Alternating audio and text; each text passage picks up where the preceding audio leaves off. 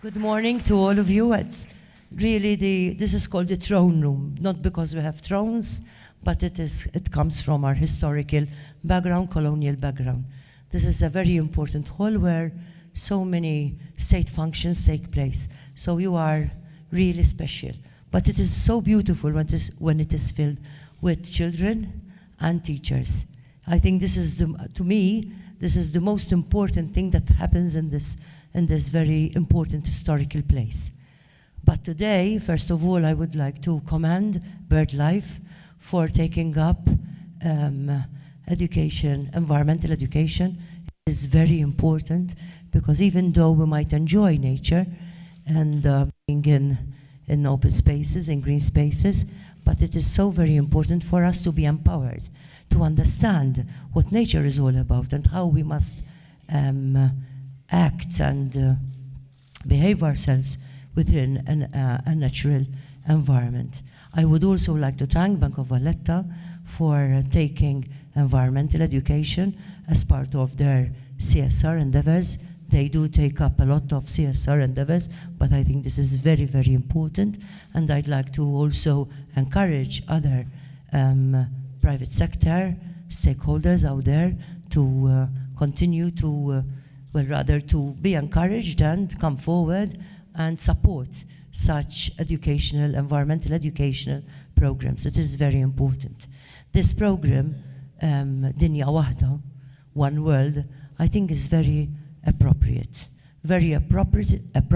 and realistic.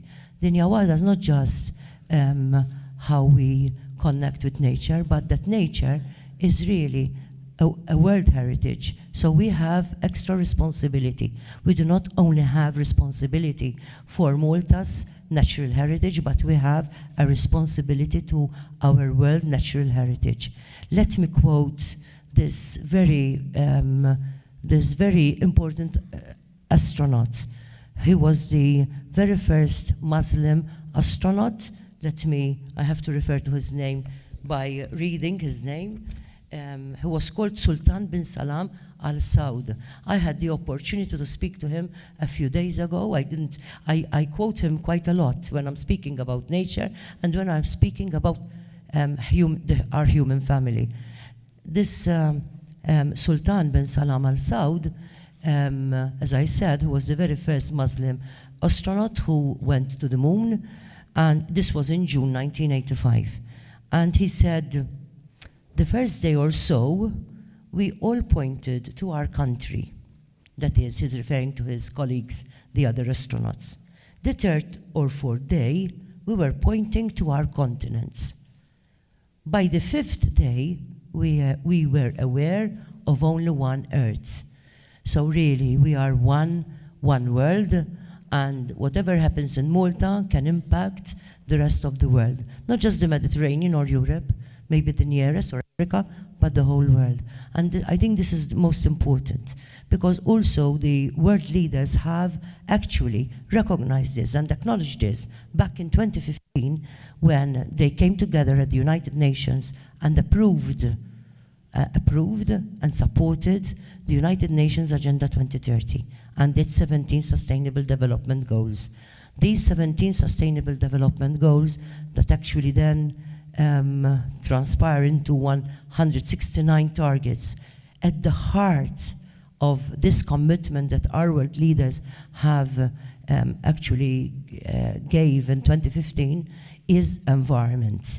So this also reflects that we are one world, and it is really adapt the name that was chosen by BirdLife for this environmental education.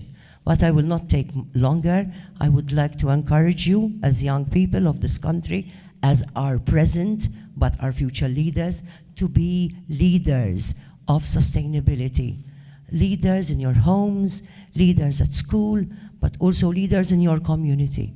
Please remind us adults, because at times we might forget, at times we might ignore, at times we might think of ourselves alone. But you, as our young people of this country, you're so very important. You need to remind us all the time. So please be leaders of sustainability. But also, I would like you to be activists for a greener world.